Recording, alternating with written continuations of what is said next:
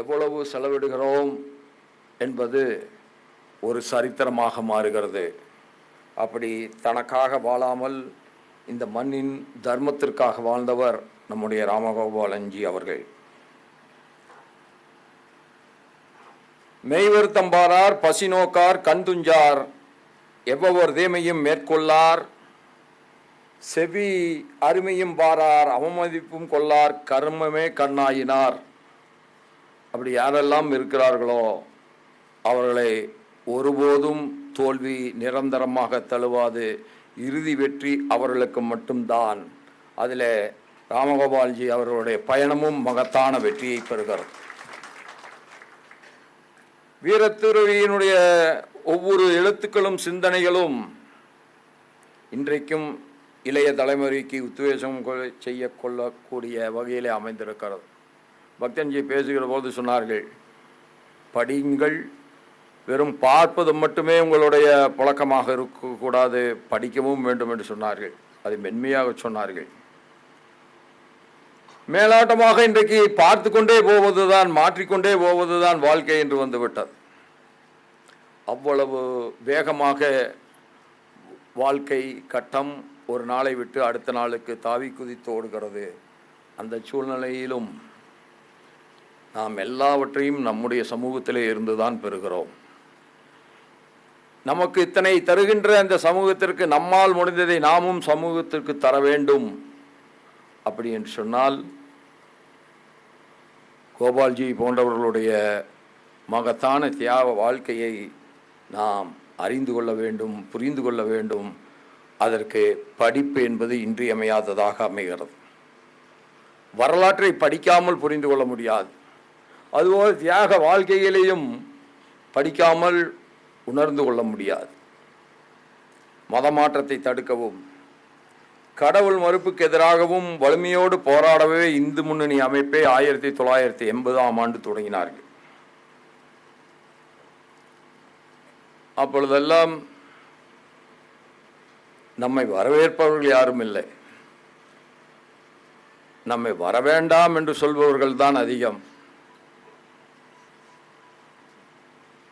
நம்மை சீராட்டி பாராட்டி நம்முடைய கருத்துக்களை கேட்பதற்கு செவி கொடுக்கின்றவர்கள் அநேகமாக இல்லை.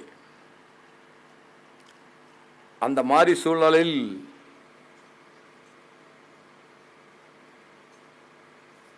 வீரத்துறவி ராமகோபாலன்ஜி அவர்கள் இந்த நல்ல கருத்துக்கள் எல்லாம் இளைஞர்களை சென்றடைய வேண்டும், அவர்களுடைய ஆழ்மனதில் நல்ல விதைகளாக இவை விதைக்கப்பட வேண்டும்,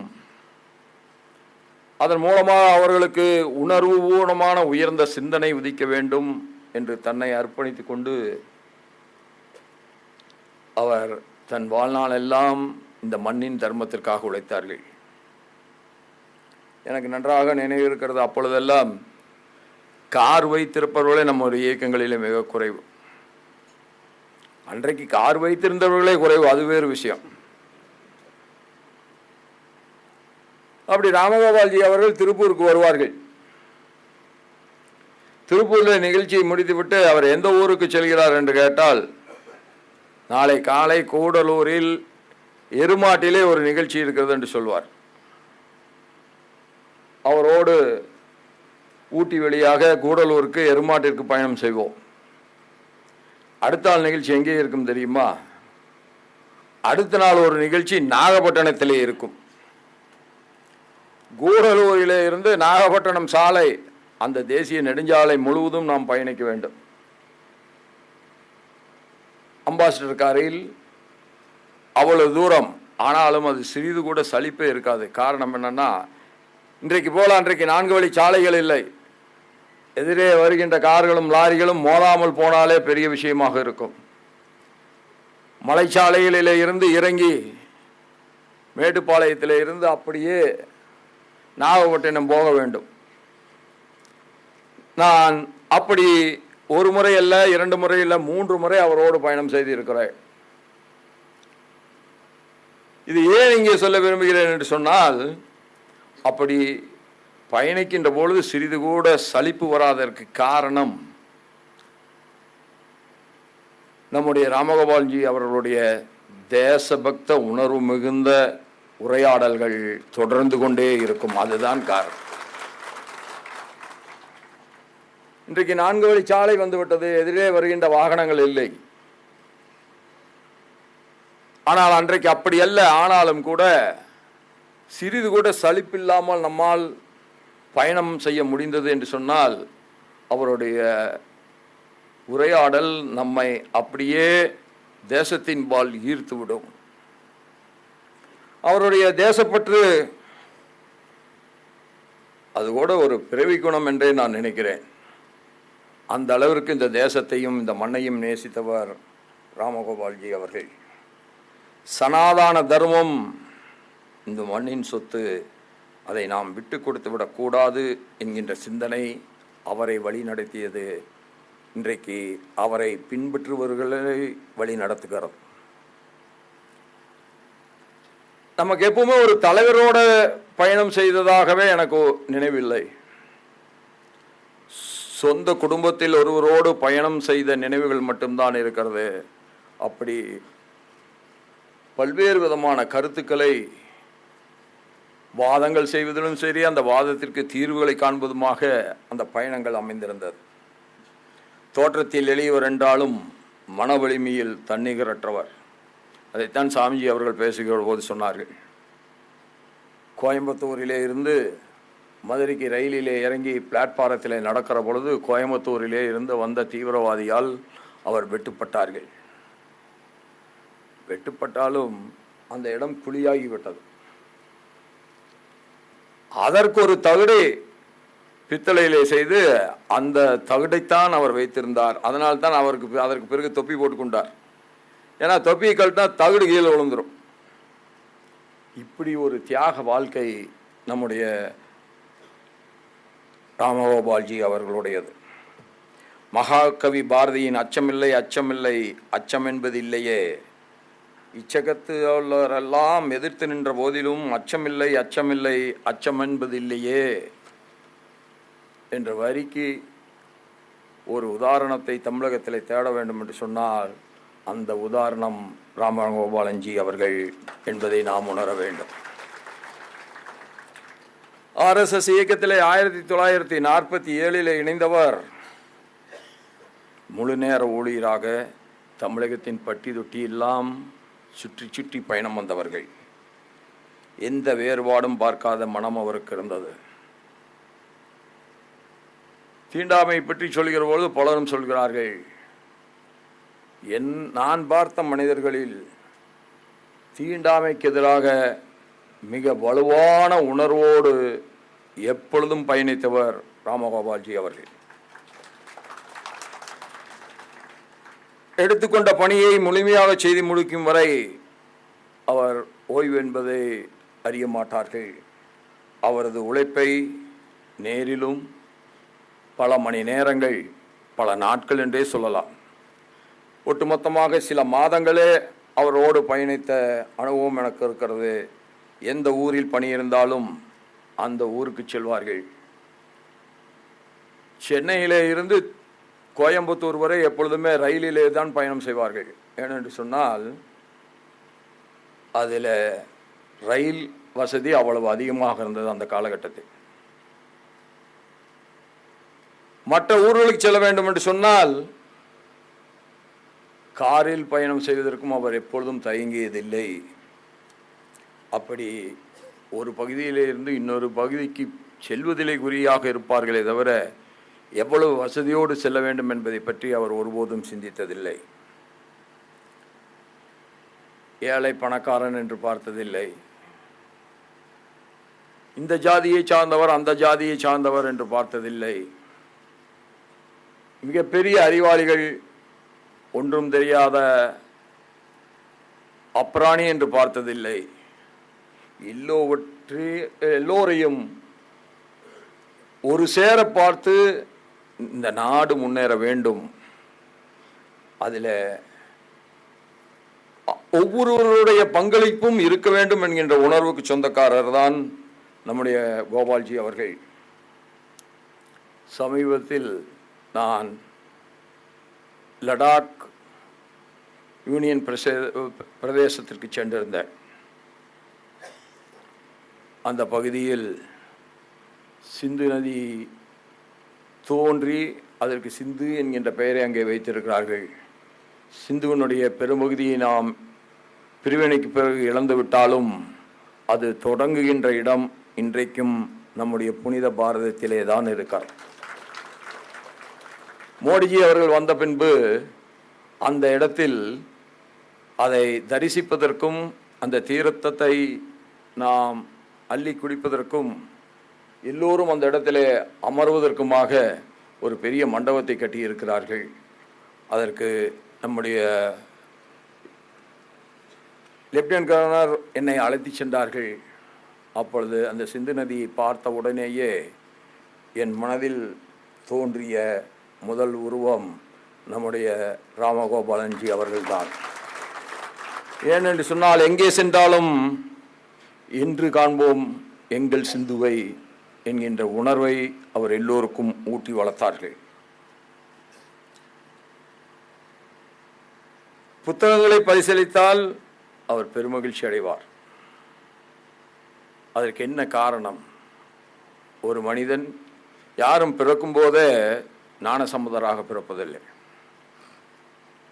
ஏதோ ஒரு சிலர் மட்டும்தான் கடவுளுடைய அருளால் பிறக்கின்ற பொழுதே ஞானத்தை பெற்ற ஞானசம்பந்தர்களாக பிறக்கிறார்கள். மற்றவர்கள் எல்லாரும் ஞானத்தை வளர்த்து கொள்கின்றவர்களாகத்தான் நாம் இருக்கிறோம். அந்த ஞானத்தை வளர்த்து கொள்வதற்கு புத்தகங்கள் இன்றியமையாதது என்பதை கோபால்ஜி அவர்கள் வலியுறுத்தி சொல்வார்கள். பள்ளிக்கூடங்களில், கல்லூரிகளில் மாணவர்களை உரையாற்றுவதற்கு அதிக முக்கியத்துவத்தை அளிப்பார்கள். ஒரு வீட்டிலே தங்கியிருந்தாலும் கூட அந்த வீட்டிலே இருந்து பள்ளிக்கு செல்கின்ற மாணவ மாணவிகளை அழைத்து சிறிது நேரமாவது உரையாடிவிட்டுத்தான் தன்னுடைய பயண வேலைகளை பார்ப்பார்கள். அதற்கு என்ன காரணம் என்று சொன்னால், இளைய மனதில் நல்விதையை விதைத்து விட்டோம் என்று சொன்னால் அந்த நல்விதையை அளிக்கின்ற சக்தி உலகத்தில் எதுவும் இருக்க முடியாது.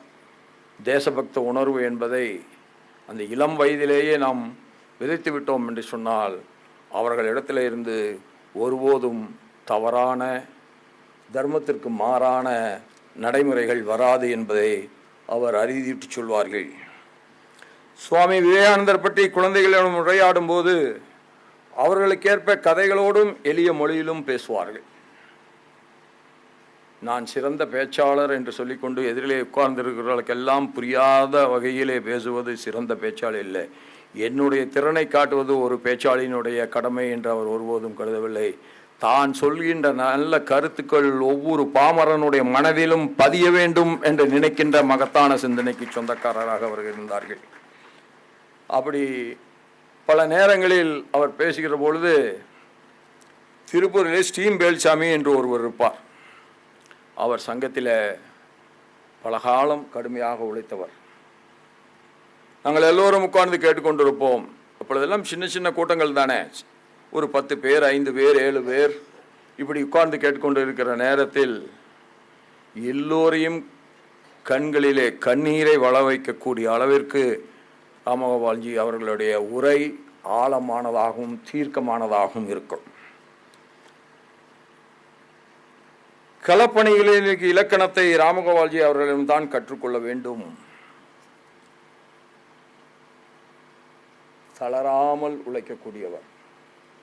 அவர் தளர்ந்து போக வேண்டும் என்று தீவிரவாதி நினைத்தாலும் தகுட்டை வைத்துக்கொண்டு தன்னுடைய பயணத்தை தொடர்ந்தவர் ராமகோபாலன்ஜி அவர்கள். யாருக்கு இத்தகைய மன வலிமை வரும்? 1950ஆம் ஆண்டு முதல் எழுதுவதை நிறுத்தாமல் எழுதி கொண்டிருந்தவர். அரை நூற்றாண்டுகளுக்கு மேலாக அவருடைய எழுத்துக்கள் எழுச்சியை ஏற்படுத்தி வருகிறது. கட்டுரைகளையும் எழுதுவார், கவிதையும் எழுதுவார். இரண்டிலும் இலக்கிய நயமும் இருக்கும். அதை விட கொழுந்துவிட்டு எறிகிற தேசபக்தி உணர்வை அது ஒவ்வொருடைய மனதிலும் உருவாக்கும். ஆயிரக்கணக்கான கட்டுரைகளையும் நூற்றுக்கணக்கான பாடல்களையும் எழுதியவர். 16 புத்தகங்களை எழுதியிருக்கிறார்கள். விவேகானந்தரின் சிந்தனைகளை, குருஜி கோல்வால்கர்ஜி அவர்களுடைய சிந்தனைகளை அழகான நடையில் மொழியாக்கம் செய்வது மட்டுமல்ல, அதை பாமரன் கூட மனதிலே பதிய வைக்கிற அளவுக்கு எடுத்து செல்லக்கூடிய ஆற்றல் படைத்தவர் நம்முடைய ராமகோபாலன்ஜி அவர்கள். பித்தன், தொண்டன் என்ற புனைப்பெயர்களை வைத்து அவர் எழுதியது அவர் மனம் எப்படி தொண்டு செய்வதில் மட்டுமே நிலைத்திருந்தது என்பதை நாம் புரிந்து கொள்ளலாம். இந்த தேசத்தையும் மக்களையும் வீரத்துறவி அவர்கள் எப்படி பார்த்தார்கள் என்பதையும் அவரை நாம் எப்படி புரிந்து கொள்ள வேண்டும் என்பதையும் அவர் எழுதிய இந்த ஒற்றைப்பாடல் விளக்குகிறது. சந்தனம் எங்கள் நாட்டின் புழுதி. நம்ம அதிகமாக பேசணும், டஸ்ட்டு டஸ்ட்டு டஸ்ட்டு இருக்கிறது என்று பேசுகிறோம். ஆனால் அவர் எப்படி பார்க்கிறார் பாருங்கள். இந்த நாட்டின் புழுதியே சந்தனத்தால் ஆனது என்று சொல்கிறார். அப்படி என்று சொன்னால் அவருக்கு பாரத தாயின் மீது எவ்வளவு அளவு கடந்த பற்றுதல் இருந்திருக்க வேண்டும் என்பதை நாம் புரிந்து கொள்ள முடியும். கிராமம் அனைத்தும் தவபூமி, சிறுமியரெல்லாம் தேவியின் வடிவம், சிறுவர் அனைவரும் ராமனே, சிறுவர் அனைவரும் ராமனே. இது இலக்கிய நயத்தையிலே நாம் வியக்க வேண்டியதில்லை. அதில் இருக்கின்ற அந்த என்றைக்கும் அணையாத தேசபக்த கனல் நம்முடைய மனதிலே பதிகிறது. கோயிலைப் போல உடல்கள் புனிதம், மாந்தர் அனைவரும் உபகாரி, சிங்கத்துடனே விளையாடிடுவோம் ஆவினும் எங்கள் அன்புத்தாய், காலையில் ஆலய மணிகள் முழங்கும், கிளிகள் கண்ணன் பெயர் வாடும், உழைப்பால் விதியை மாற்றிடும் மண்ணிது. உழைப்பால் தான் எல்லாவற்றையும் மாற்ற முடியும். நேர்மையான உழைப்பு இல்லாமல் எந்த மாற்றத்தை நாம் கொண்டு வந்தாலும் அது தற்காலிகமானது தான். காலத்தை தாண்டிய மாற்றமாக அது ஒருபோதும் இருக்காது. நேர்மை இல்லாத, கடுமையான உழைப்பு இல்லாத மாற்றம் அது நிரந்தரமானதல்ல. அது ஒரு மகத்தான சமுதாயத்தை உருவாக்குவதற்கு உதவாது.